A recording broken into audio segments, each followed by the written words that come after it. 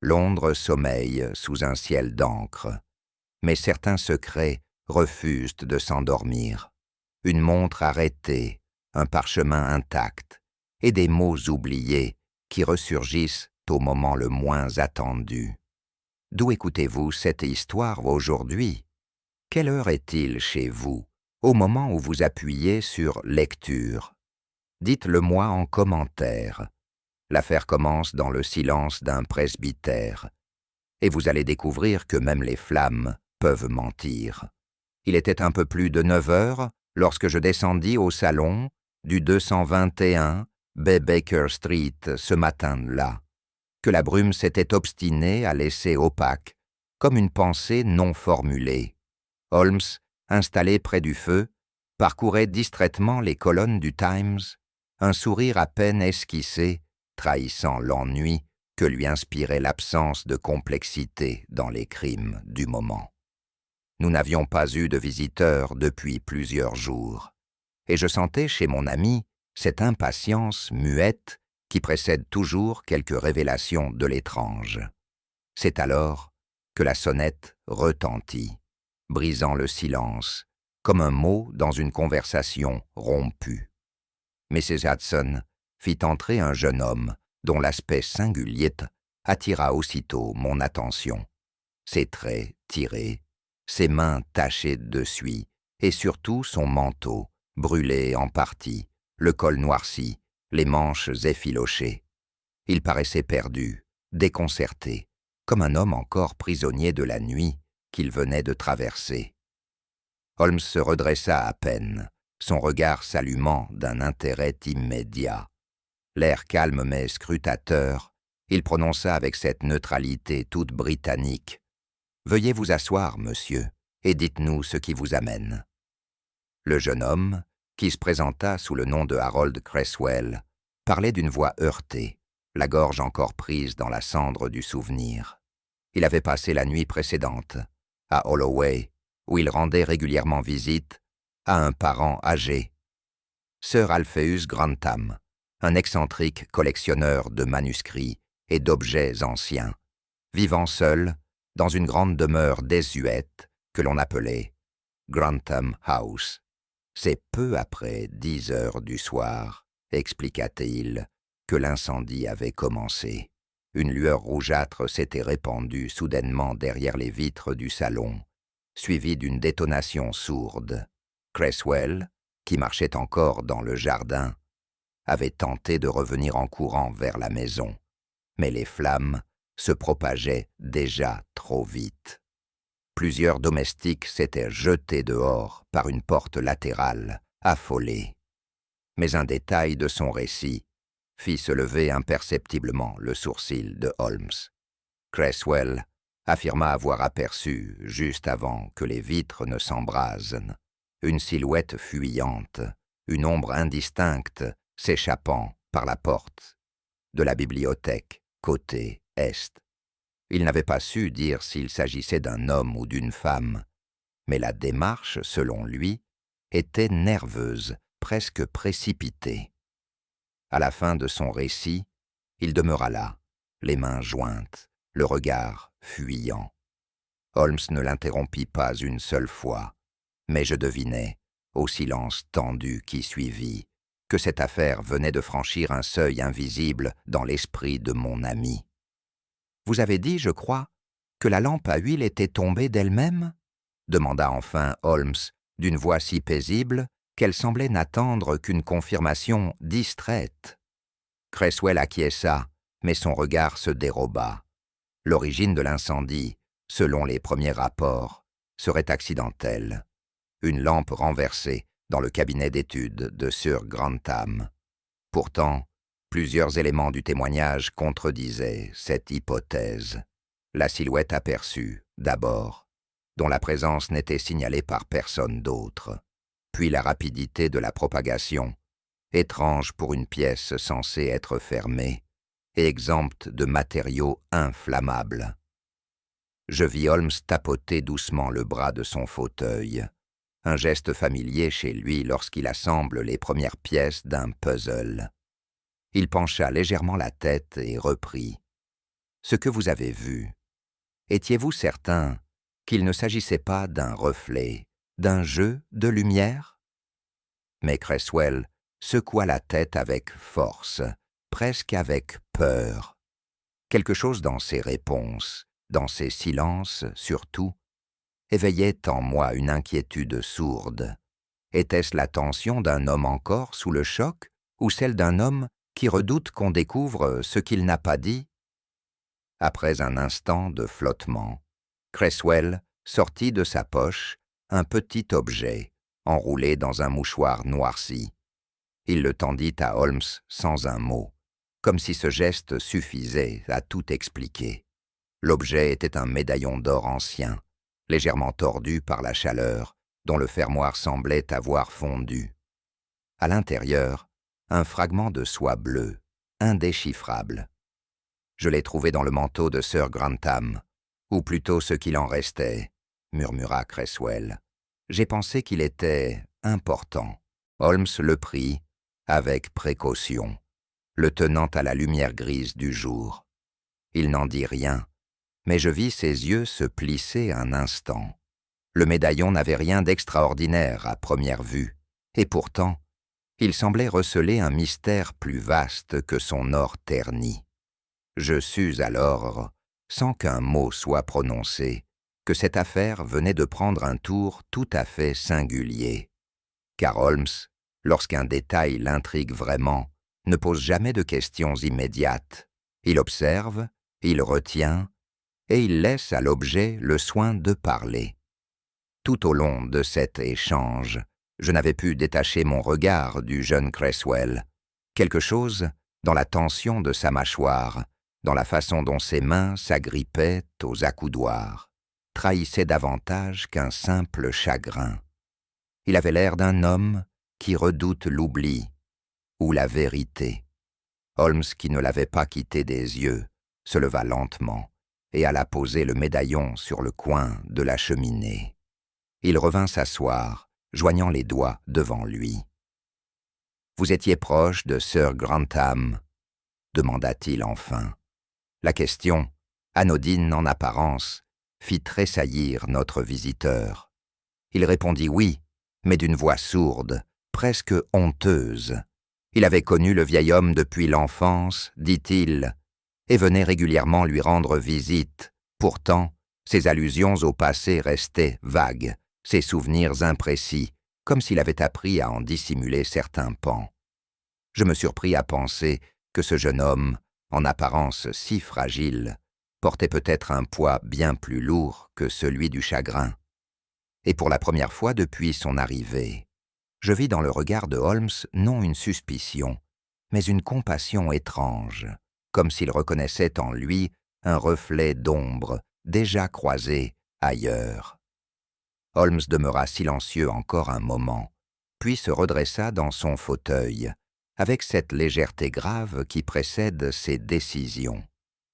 Il jeta un dernier regard au médaillon sur la cheminée, puis à Creswell, dont le visage semblait désormais un peu plus jeune, lavé par la confession incomplète.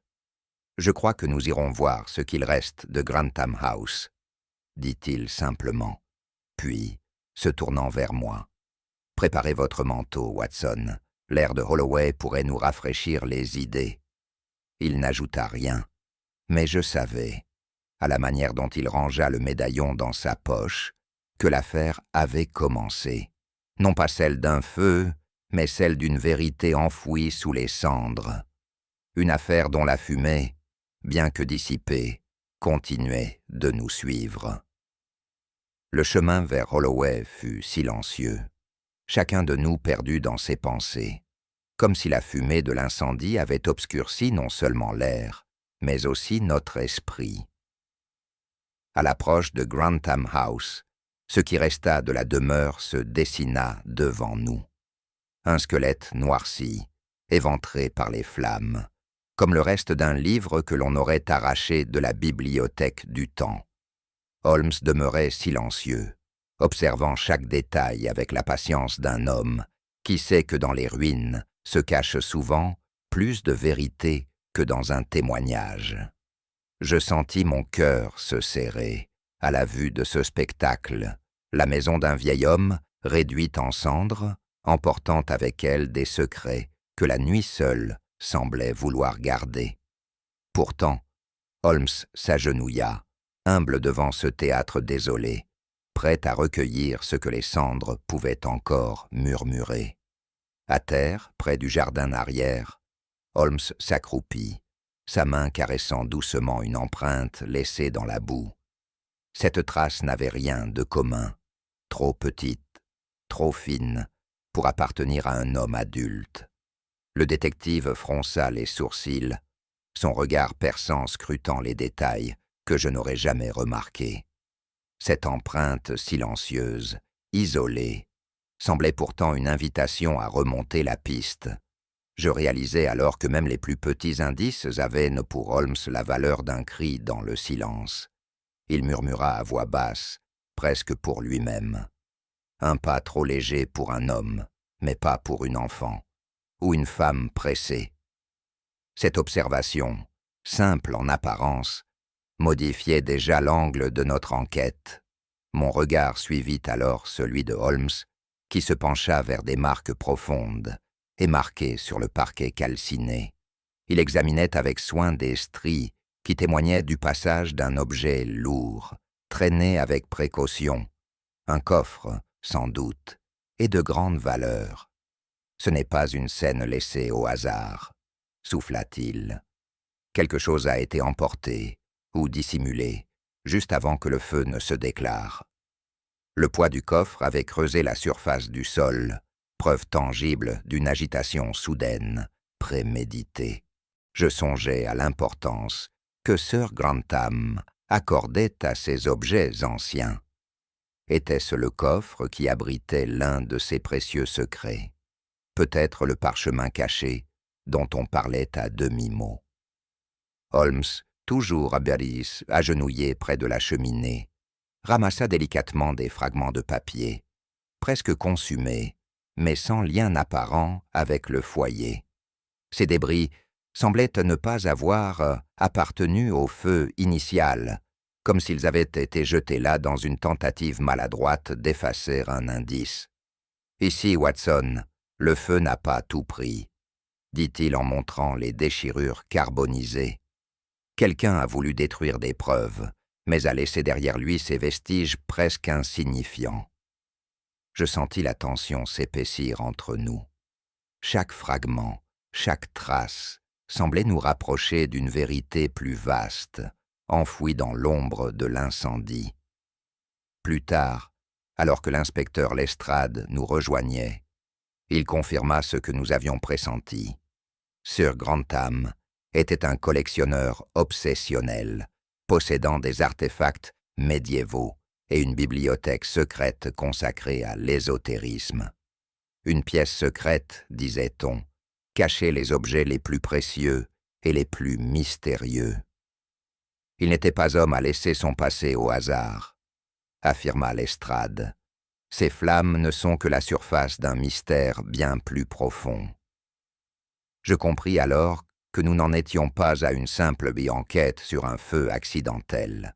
La maison carbonisée était la scène d'une lutte pour un secret, peut-être ancestral. C'est alors que Holmes découvrit une montre à gousset, miraculeusement intacte malgré l'incendie, posée sur le sol calciné. L'heure indiquée était figée à 23h12. Une montre arrêtée à une heure précise n'est jamais anodine, murmura Holmes, comme s'il dévoilait un secret à lui seul. Quelqu'un a voulu nous orienter vers ce moment, mais ce n'est qu'un leurre. Je sentis que cette montre serait la clé d'un mystère plus vaste. Un détail apparemment anodin, mais lourd de signification dans les mains du détective. Enfin, Holmes se releva lentement, les yeux encore plongés dans l'obscurité de nos pensées.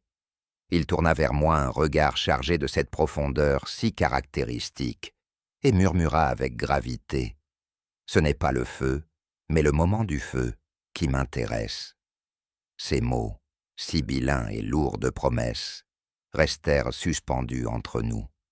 Je sus que derrière ce silence se cachait la toile d'araignée, d'un mystère qui ne demandait qu'à être dénoué.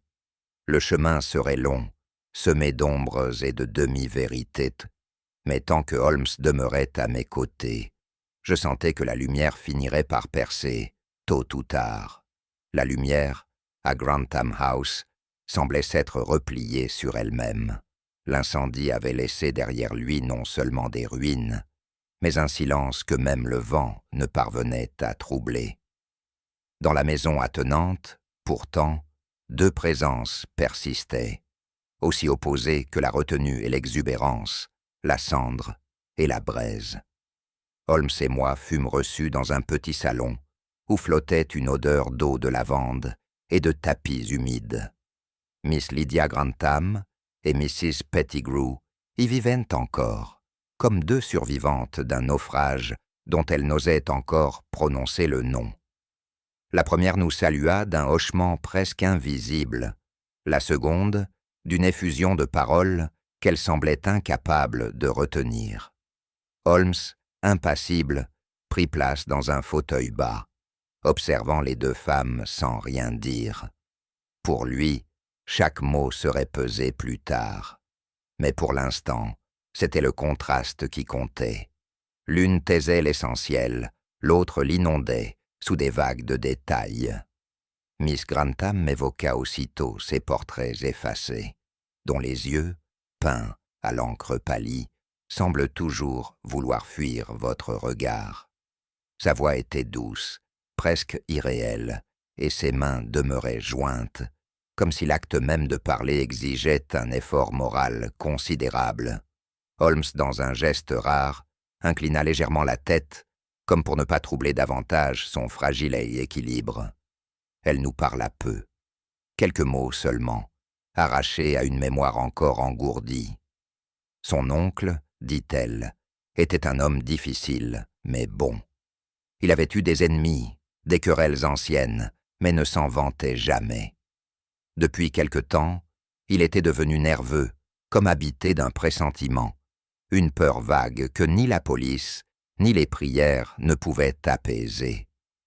Je ne pouvais détourner mon attention de son regard, un regard où le deuil n'était pas tant visible que contenu, tenu à distance, comme on repousse un cri au fond d'un rêve. Et je me demandais, en silence, si la réserve de cette jeune femme ne masquait pas une angoisse plus ancienne, encore quelque chose que la mort même de son oncle n'avait pas effacé. Il en allait tout autrement de Mrs. Pettigrew. Elle parlait comme on remue de vieux draps, avec une énergie fébrile, et parfois une véhémence qui me semblait plus douloureuse que sincère. Elle décrivit Sir Grantham comme un homme en retrait, vivant dans le passé, convaincu que son nom et ses secrets étaient des objets que l'on voulait lui ravir. Il parlait, disait-elle, d'un vieux parchemin, d'un coffre scellé et d'une trahison ancienne. Il était obsédé par cette idée, Monsieur Holmes, ajouta-t-elle. Il disait que certains souhaitaient effacer son nom des livres, comme on rature une faute dans un testament. Holmes l'écoutait en silence, les mains croisées, le regard à peine levé. Je connaissais ce calme apparent. Il ne croyait jamais ce qu'on lui disait, mais toujours pourquoi on le lui disait. Et dans les élans de Mrs. Pettigrew, il notait déjà les interstices, les hésitations entre deux anecdotes trop bien polies. Le souvenir, chez cette femme, n'était pas une vérité, mais un tissu d'arrangement, une tapisserie dans laquelle il nous faudrait trouver les fils dissonants. C'est au détour d'un mot, lancé avec désinvolture, que la gouvernante évoqua la visite récente d'un notaire. Un homme au regard dur, selon ses termes, venu faire signer à Sir Grantham un document important, qu'elle supposait être un Nouveau Testament. Elle ne connaissait ni son contenu, ni sa portée, mais précisa que cette visite avait plongé le maître des lieux dans un mutisme glacial durant plusieurs jours.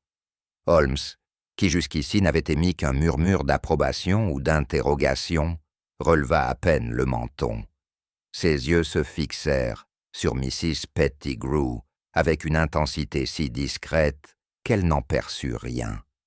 Il ne posa pas de questions supplémentaires, et je savais pourquoi.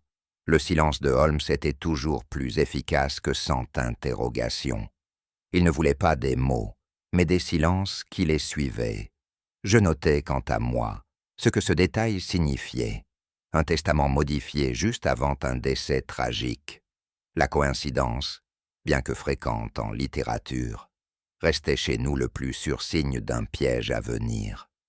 Ce fut Lydia, d'une voix presque imperceptible, qui rompit le fil tendu de notre conversation. Elle évoqua un tableau familial, un portrait ancien suspendu jadis dans la cave basse, à l'abri des regards et de la lumière. Son oncle y tenait, plus qu'à tout autre objet, mais il refusait toujours d'en parler. Il disait que le tableau veillait sur la maison, murmura-t-elle, mais il refusait qu'on le touche, même pour le dépoussiérer. Nous apprîmes que ledit portrait n'avait pas été retrouvé dans les décombres, disparu, sans trace, comme arraché avant le feu. Holmes demeura immobile, mais je perçus chez lui ce léger tressaillement de l'esprit qu'il ne laissait transparaître que lorsqu'un détail prenait place dans sa logique invisible. Il ne posa pas de questions, pas encore, mais il nota mentalement le nom de ce tableau inconnu, absent, peut-être plus présent dans son absence que ne le fut jamais dans sa poussière. Comme par jeu, ou peut-être par jalousie, Mrs. Pettigrew laissa échapper une remarque sur Harold Creswell.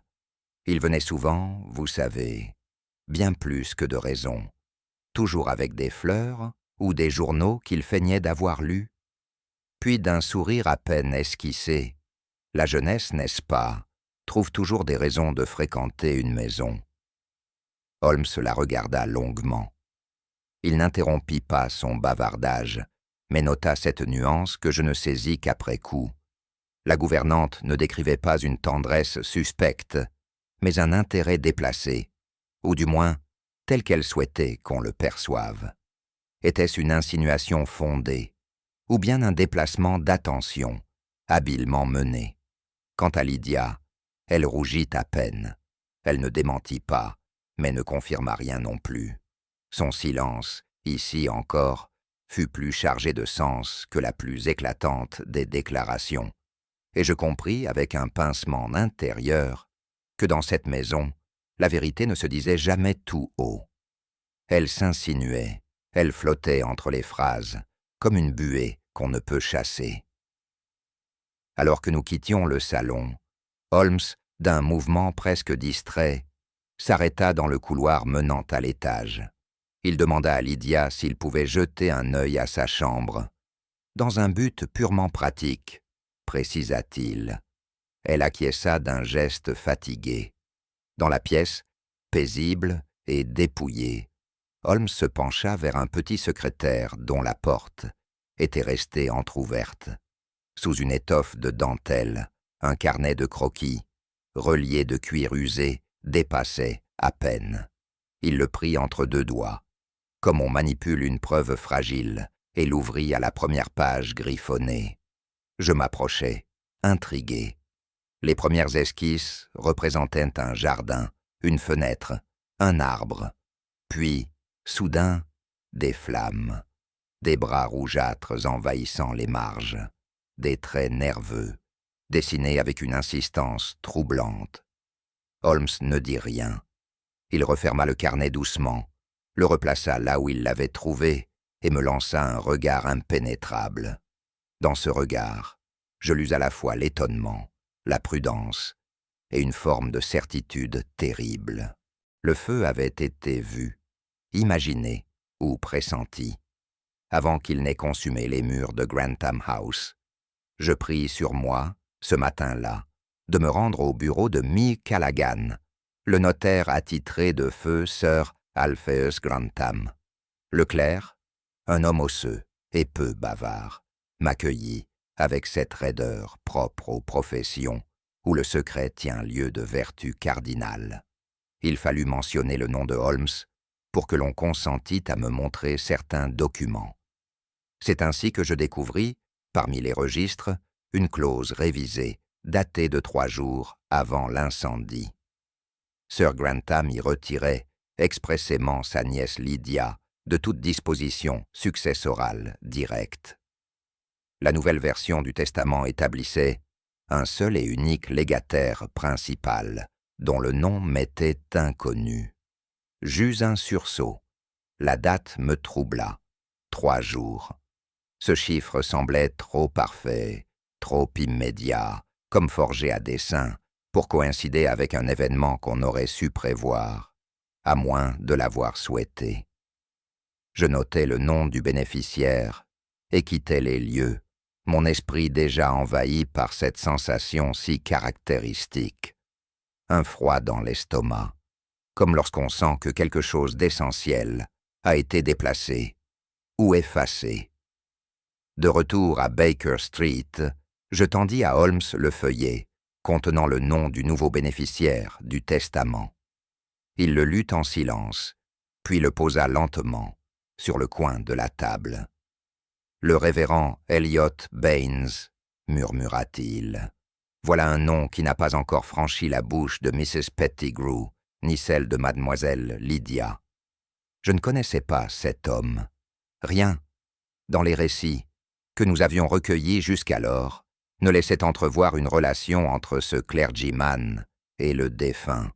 Holmes, quant à lui, fixait un point invisible dans la pièce, comme s'il interrogeait un souvenir encore trop flou. Un camarade d'internat, selon le dossier notarié, ajoutai-je. Holmes esquissa un sourire sans joie. Et parfois, les fantômes d'école reviennent te réclamer leur dû. Le lendemain, nous prîmes la direction du presbytère de St. Judas, à Clerkenwell. L'édifice, bien que modeste, inspirait un respect ancien, un lieu où chaque silence semblait sanctifié par le temps. Nous fûmes reçus par un domestique au regard fuyant, qui nous introduisit dans un salon austère, aux boiseries sombres et à l'odeur d'encre ancienne. Le révérend Elliot Baines nous attendait.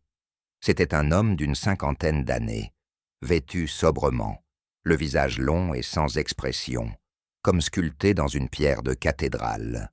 Il nous salua avec courtoisie, mais je perçus aussitôt dans son attitude une réserve excessive, une politesse taillée trop finement pour être naturelle. Holmes lui tendit sa carte, sans mot superflu. « Nous enquêtons sur la mort de Sir Alpheus Grantham », dit-il simplement. Baines s'inclina légèrement, puis nous invita à nous asseoir, ses mains croisées sur un livre qu'il ne lisait pas. Tout, dans cette pièce, semblait peser. Les murs, les mots, et même les regards. Le révérend parlait avec une lenteur étudiée, comme s'il sculptait ses phrases à même le silence. Il évoqua son amitié d'enfance avec Sir Grantham, une relation d'âme, disait-il, nourrie de correspondances épisodiques mais profondes. Il s'étonnait lui-même de figurer dans le testament, et y voyait là, ajouta-t-il, un acte de repentance, un ultime rachat aux yeux du Très-Haut. Sir Grantham, voyez-vous, avait la conscience lourde. Il estimait que sa fortune, acquise sur des fondations impies, devait être réorientée vers une œuvre plus grande que lui. Je notais l'habileté du discours. Chaque phrase semblait revêtue d'une humilité irréprochable, mais derrière elle se dessinait l'ombre d'un calcul plus vaste. Holmes, les jambes croisées, gardait le silence. Son regard, presque bienveillant, n'était qu'un miroir tendu à son interlocuteur. Et moi, assis à ses côtés, je ressentais cette étrange impression que donne parfois la vérité. Elle ne se montre pas, elle se trahit. Alors que nous nous apprêtions à prendre congé, Holmes, qui s'était levé pour examiner une étagère basse, s'arrêta soudain. Sur une table latérale, à moitié dissimulée sous un missel en cuir, reposait un exemplaire ancien du livre de l'Ecclésiaste. Il le toucha à peine, l'ouvrant d'un doigt discret. À la lisière de la page de garde, une trace rouge, irrégulière, marquait le vélin comme une goutte tombée à la hâte. Holmes la fixa longuement. Puis il referma le livre avec cette lenteur calculée qui est la marque de ses certitudes silencieuses. « Vous avez bon goût en matière d'édition, monsieur Baines ?» dit-il d'un ton neutre. « L'Ecclésiaste est un choix fascinant. » Le révérend répondit par un sourire figé. Il ne sembla pas remarquer la cire rouge, ou feignit de ne pas la voir, mais moi, je la vis. Et je compris que Holmes venait, peut-être, de trouver l'un des maillons que nous cherchions dans les cendres de Grantham House. Dehors, la lumière grise du jour n'avait rien dissipé des ténèbres que nous venions de traverser. Holmes marchait d'un pas régulier, les mains croisées derrière le dos, son regard perdu quelque part entre le trottoir et une énigme. « Qu'en pensez-vous » osai-je murmurer. Il ne répondit pas d'emblée. Puis, à voix basse, comme s'il se parlait à lui-même, « Il existe des hommes qui enveloppent leurs crimes dans des versets, et plus le langage est pieux, plus le mensonge est parfait. » Je ne posais pas d'autres questions. Ce silence-là, je le connaissais. Il précédait toujours les premières vraies déductions, celles que l'on n'écrit pas encore, mais que l'on sent croître dans le cœur même de l'ombre. Il n'était guère dans les habitudes de Holmes de se pencher lui-même sur les dossiers administratifs. Mais en cette affaire, chaque détour semblait receler sa propre clé. C'est donc, avec une précision glaciale, qu'il consulta les archives de la compagnie providentiale Life and Fire, sise à Chancery Lane, et revint le soir même, un mince feuillet à la main. « Curieuse hiérarchie des valeurs », me dit-il en posant le document sur la table. Parmi toutes les possessions de Sir Grantham, meubles, bibliothèques, reliques, un seul objet a été estimé et protégé par contrat. Un tableau de famille, décrit en termes vagues, mais dont la valeur déclarée excède tout le reste. Je me penchai pour lire. Il s'agissait d'un portrait ancien, mentionné comme suspendu dans la cave sud de la maison. L'acte datait d'à peine 6 mois. Ce détail, presque anodin, pour un homme ordinaire, apparaissait sous la loupe de Holmes comme un signal d'alarme. Lorsqu'un homme assure un seul bien, Watson, c'est qu'il sait ce qu'il redoute. Et ce qu'il redoute, dans ce cas, n'est sans doute pas le feu. Le lendemain matin, nous retrouvâmes Miss Lydia dans le petit salon, attenant à ses appartements. Sa réserve n'avait pas faibli, mais il y avait dans son regard une transparence nouvelle, comme si le silence devenait, malgré elle, difficile à soutenir. Ce fut Holmes qui rompit la glace d'un ton presque paternel. « Mademoiselle, votre oncle attachait, semble-t-il, une valeur singulière à un portrait conservé dans la cave. Savez-vous pourquoi ?» Elle hésita, puis acquiesça d'un mouvement lent. Il m'avait confié qu'un document ancien, un parchemin, je crois, était dissimulé à l'arrière du cadre. Il disait que ce n'était pas un secret pour tous, mais que certains secrets ne se disent qu'à demi-mot. Elle ajouta qu'il lui avait interdit d'y toucher, précisant seulement que le contenu du parchemin aurait pu changer l'ordre des choses. Elle ne savait pas si ces mots relevaient du fantasme ou d'une réelle menace, mais elle les répétait aujourd'hui avec un tremblement qu'elle ne cherchait pas à dissimuler. Je regardais Holmes. Son visage était impassible, mais je le connaissais trop bien pour ignorer que cette confidence, voilée d'émotion, venait d'éclairer l'affaire d'une lumière crue. Munis de cette révélation, nous retournâmes brièvement sur les lieux de l'incendie. Holmes, méthodique, passa en revue les relevés d'inventaire, les décombres, les rapports des pompiers. Le portrait, pourtant soigneusement répertorié dans l'assurance, ne figurait nulle part dans les objets retrouvés. La cave où il était censé se trouver avait été réduite à un enchevêtrement de pierres fumantes. Mais Holmes, à genoux près d'un pilier calciné, examina les marques sur le sol avec cette intensité silencieuse qui précédait toujours une déduction. « Il n'a pas brûlé », murmura-t-il. « Il a disparu. » Je comprenais ce qu'il impliquait. L'absence du tableau n'était pas accidentelle. Il avait été déplacé avant le feu, et cela transformait le drame en préméditation. Holmes se releva sans hâte. Lorsqu'un homme souhaite effacer une vérité, il commence souvent par la déplacer. Mais ici, la vérité avait été accrochée au mur, et quelqu'un l'a décrochée dans l'ombre. De retour à l'intérieur, Holmes s'adressa à Lydia, avec un calme presque indifférent.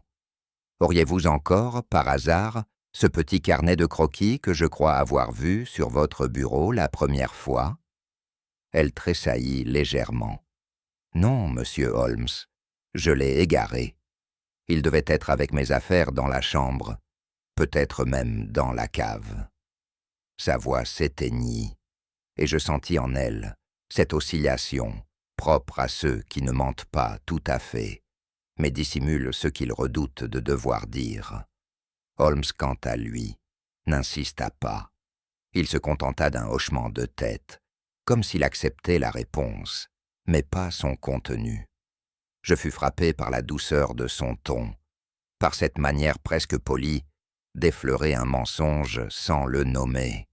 Il ne cherchait pas à forcer la vérité, mais à lui laisser une issue. Ce fut alors que Holmes, sans dire un mot, sortit lentement de la poche intérieure de sa veste un carnet noir, usé sur les bords. Il le posa sur la table du bout des doigts et attendit. Lydia blêmit à la vue de l'objet. Ses yeux s'élargirent d'un trouble qu'aucune feinte ne pouvait dissimuler. Elle ne demanda pas comment il l'avait obtenu. Elle ne le toucha même pas. Elle le fixa seulement, comme si ce petit carnet contenait le souvenir d'un acte qu'elle aurait préféré effacer. Je ne pus m'empêcher de la regarder avec une gêne mêlée de compassion.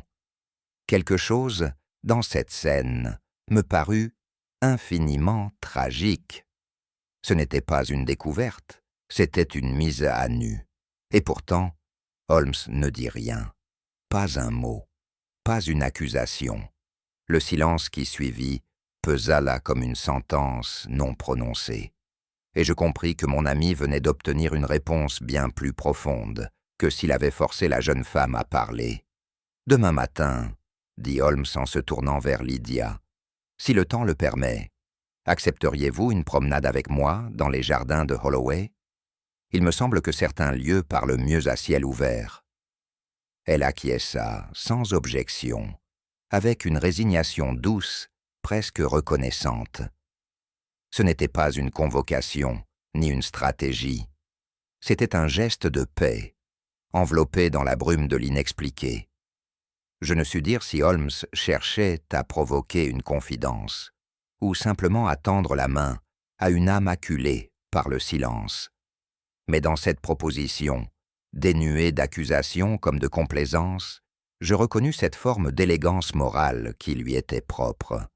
Savoir quand écouter valait mieux que questionner, et tandis que nous sortions, je sentis que quelque chose venait de changer, non pas dans l'enquête, mais dans l'ombre même qui pesait sur cette histoire.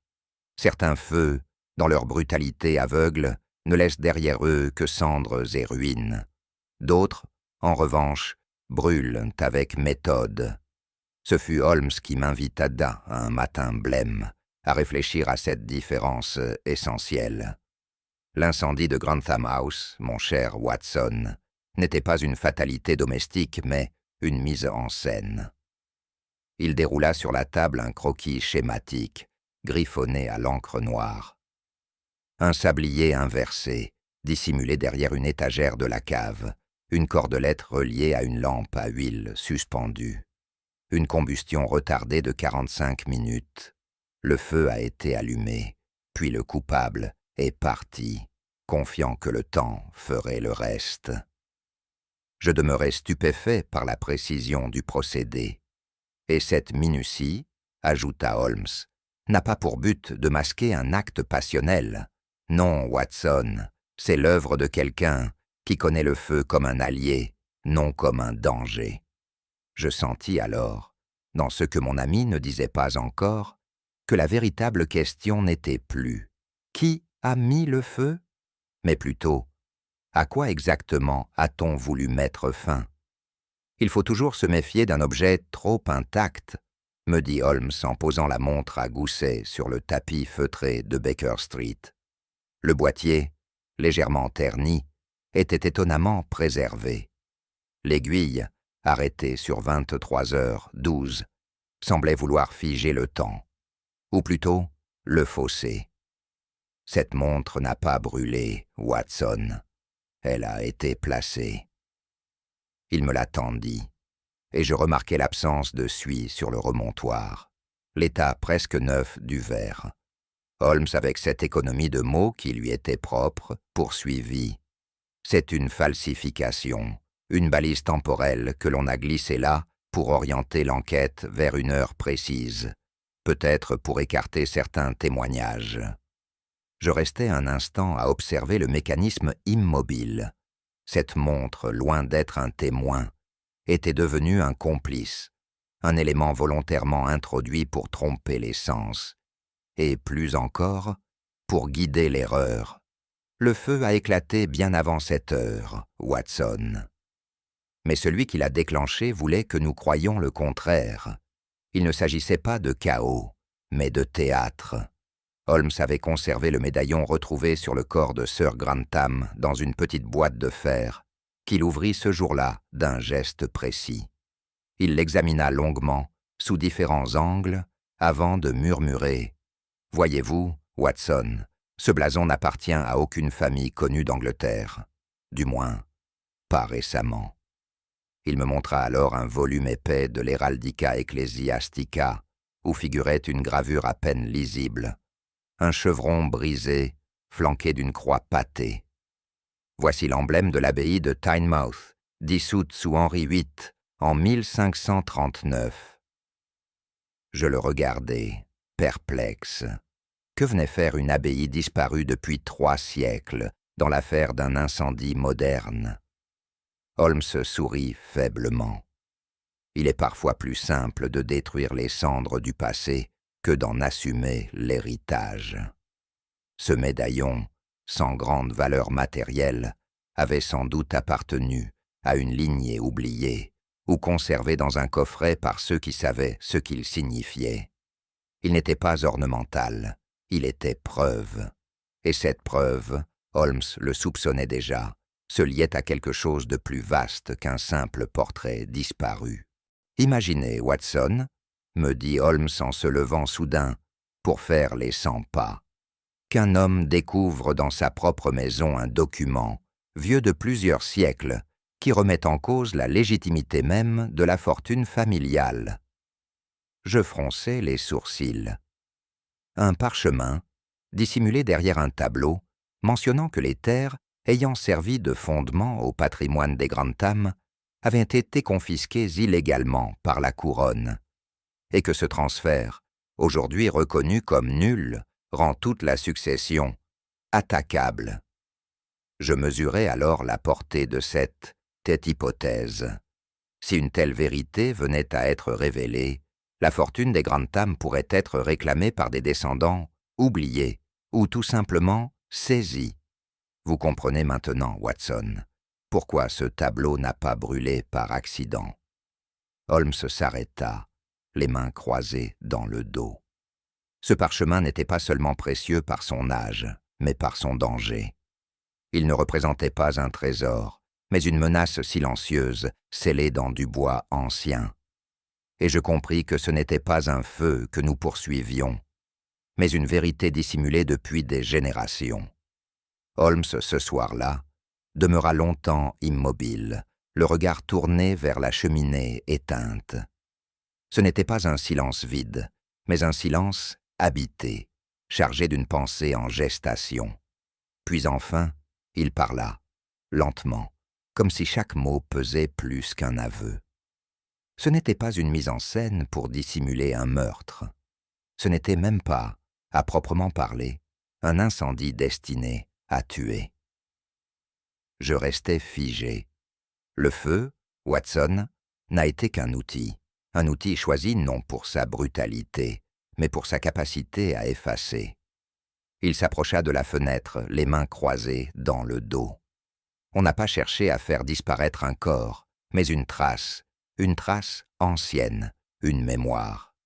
Et en disant cela, il tourna légèrement la tête vers moi. Un homme peut mentir sur ses intentions. Il peut manipuler les mots, les faits, les dates, mais le feu ne ment pas. Il consume ce que l'on redoute. Je compris alors qu'aux yeux de Holmes, l'auteur de ce crime n'était pas seulement coupable d'un acte matériel, mais d'une volonté de nier le passé lui-même. Ce fut au petit matin, dans une lumière grise et sans contour, que Holmes prononça la phrase qui, pour moi, résuma toute l'affaire, ou plutôt son cœur moral.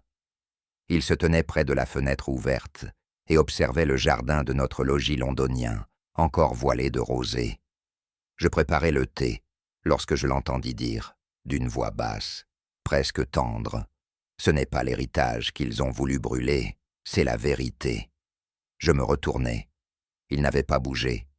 Cette phrase, plus que toute déduction, me frappa comme une révélation. Elle n'était ni amère, ni accusatrice. Elle disait simplement ce que je n'osais penser, que l'on avait cherché à effacer quelque chose d'irréversible, non pas pour échapper à la justice, mais pour empêcher qu'un jour la justice soit même possible. Holmes ne prononça plus un mot de la matinée. Mais cette sentence flotta dans la pièce comme un écho, s'accrochant aux rideaux, au bois du bureau, au mur que le feu n'avait pas atteint.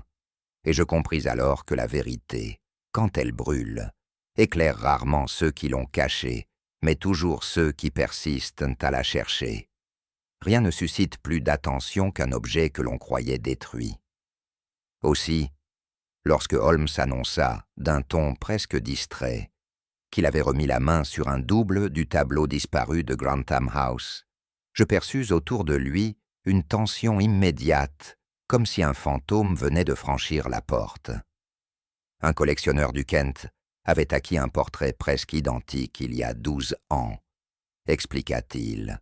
Même composition, même facture, même main.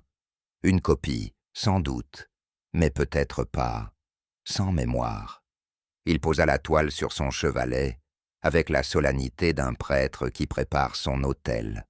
Ce retour inattendu éveilla chez les principaux protagonistes une nervosité palpable. Lydia détourna le regard. Cresswell fronça les sourcils. Mrs. Pettigrew se mordit les lèvres, et le révérend Baines, pour la première fois depuis notre rencontre, perdit l'usage de ses mains. Holmes ne fit aucun commentaire, mais je compris, à son silence, qu'il venait de planter une graine. Et cette graine, il comptait bien la voir germer sous le poids du trouble. 2 jours plus tard, à l'heure pâle du thé, nous fûmes conviés au club Diodati, un établissement feutré de Savile Row, dont l'atmosphère boisée semblait conçue pour recueillir des secrets trop lourds pour les salons ordinaires. Holmes avait requis une salle privée, isolée, bordée de rayonnage, où sommeillaient des ouvrages que personne ne lisait plus. Les convives étaient au complet. Lydia, droite et pâle. Cresswell, tendu jusqu'à la mâchoire. Miss Pettigrew, nerveuse sous son châle. Et Baines, calme, peut-être trop. Holmes les accueillit comme on invite des pièces à se poser sur l'échiquier. Au centre, le tableau. La lumière rasante révélait les veines du bois, les craquelures anciennes, les cicatrices du temps. Holmes ne dit presque rien. Il laissa l'objet parler. Je sentis que cette mise en scène n'était pas anodine. Ce n'était pas un simple examen d'œuvre, c'était une épreuve, un test de regard. Et déjà, les regards fuyaient. Holmes se leva lentement, le regard posé sur le cadre du tableau. Il tapota doucement l'arête inférieure du bois. là où la patine semblait plus usée qu'ailleurs. Il y a, dans certaines pièces anciennes, des marques laissées non par le temps, mais par la main de ceux qui savaient tout chercher. Il se retourna vers nous, puis vers ses invités. Ce cadre-ci contient peut-être une trace, une inscription, une pression, un creux, rien qu'un œil malhabile ne verrait. Mais peut-être que certains, ici présents, s'en souviennent. Un silence s'abattit sur la pièce. Mrs. Pettigrew changea de posture. Cresswell baissa les yeux, et Baines sourit, un sourire trop lent, trop contenu. La mémoire des objets est parfois plus tenace que celle des hommes, ajouta Holmes en s'asseyant. Ce moment, je le sentis, n'était pas destiné à révéler, mais à fragiliser. C'était une secousse, un tremblement dans les fondations du mensonge, et les fissures n'allaient pas tarder à apparaître. La nuit qui suivit la réunion fut marquée par une attente tendue. Holmes, fidèle à sa logique implacable, avait demandé à Lestrade de se tenir prêt dans une pièce attenante du club. Quant à moi, je partageais avec lui l'ombre silencieuse de la bibliothèque, veillant comme deux chiens de pierre devant un secret trop longtemps dissimulé. La salle était plongée dans cette obscurité victorieuse qui précède l'aube. Le tableau, recouvert d'un simple drap, trônait au centre comme une promesse suspendue. Holmes ne bougeait pas. Il attendait, non un voleur, mais une erreur. Vers 3 heures du matin, un bruit furtif effleura la serrure. Une respiration courte précéda un glissement sur le tapis. Puis une silhouette, mince, hésitante, franchit le seuil. Elle se pencha sur le tableau. Sa main tremblante chercha le coin du drap. Je vis le regard de Holmes s'éclairer faiblement dans l'obscurité. Il n'avait pas besoin de parler. Il savait. Et cette silhouette, que la lune révéla brièvement dans son hésitation, n'était pas celle que j'aurais attendue. « Bonsoir, Madame Pettigrew », dit Holmes d'un ton calme, presque doux, tandis que Lestrade allumait une lampe. La gouvernante se figea, sa main encore posée sur le coin du cadre. Son visage ne trahit ni peur ni colère, seulement une fatigue accablée. Elle ne tenta pas de fuir, elle ne nia pas. Elle se redressa lentement, rajustant son châle, comme si elle venait de rentrer d'une promenade un peu trop longue.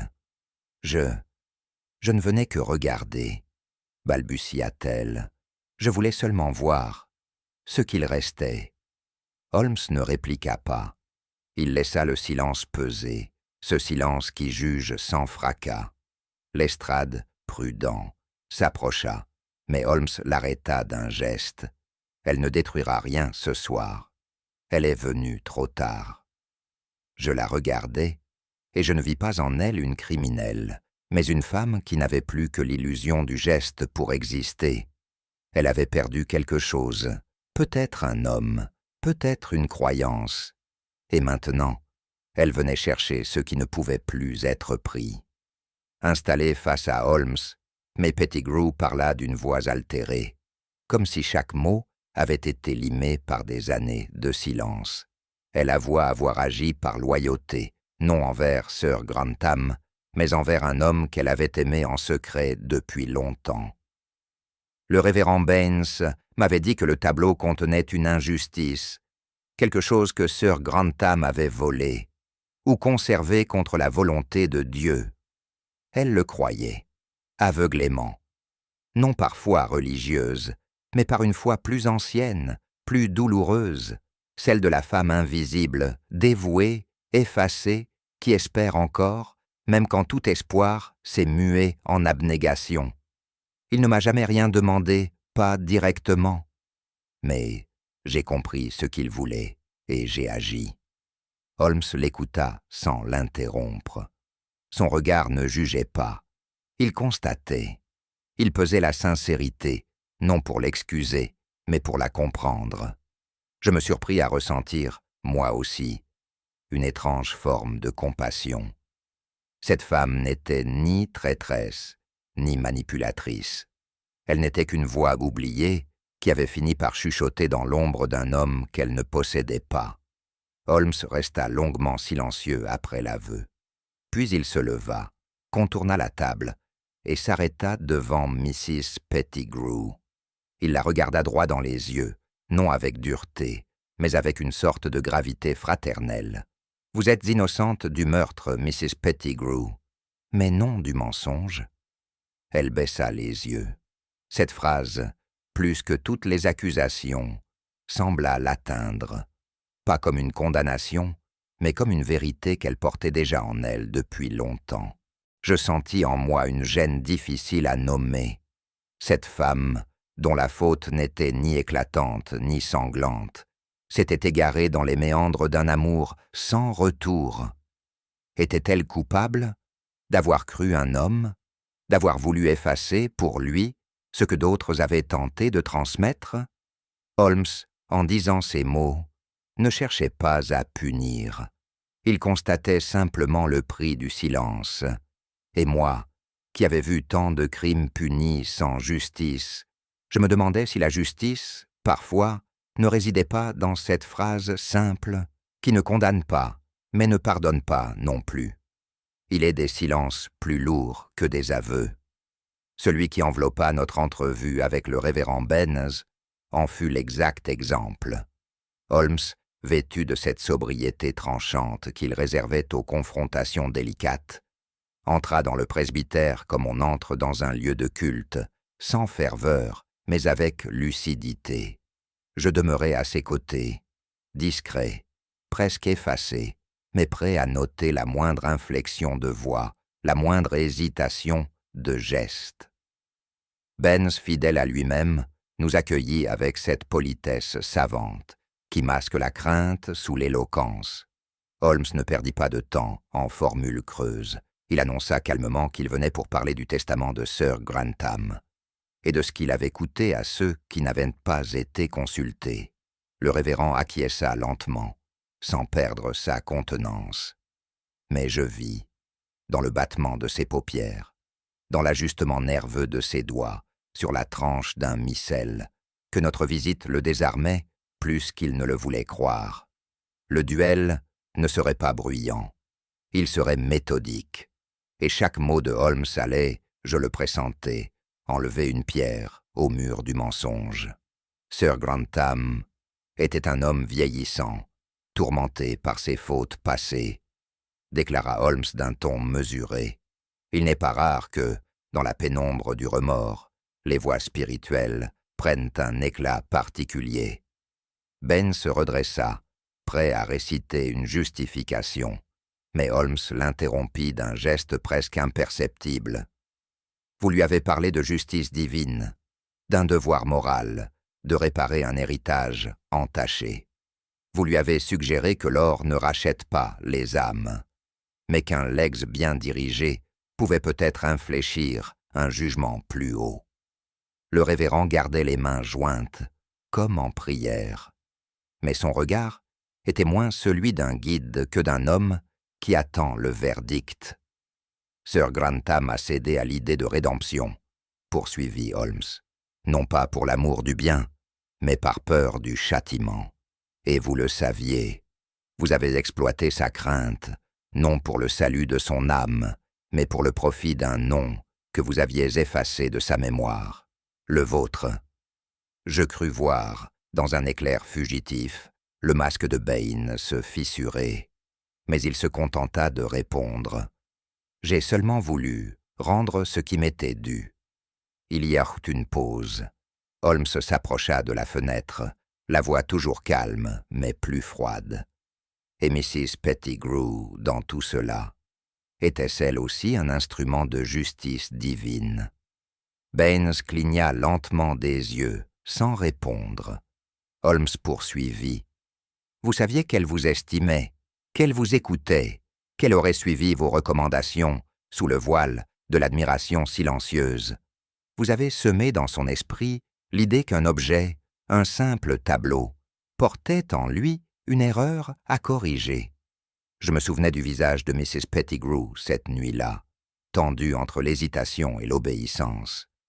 Vous n'avez pas ordonné, vous avez insinué, vous avez laissé le soin à son amour silencieux de comprendre ce que vous n'osiez dire, et elle a agi, seule, croyait-elle, mais vous teniez le fil. Le révérend remua légèrement sur son siège, mais Holmes ne lui en laissa pas le temps. Vous l'avez manipulé, non par des mensonges, mais par des silences. Et les silences, monsieur Baines, sont parfois les outils les plus meurtriers. Je sentis en moi naître une colère étrange, non criante, mais triste.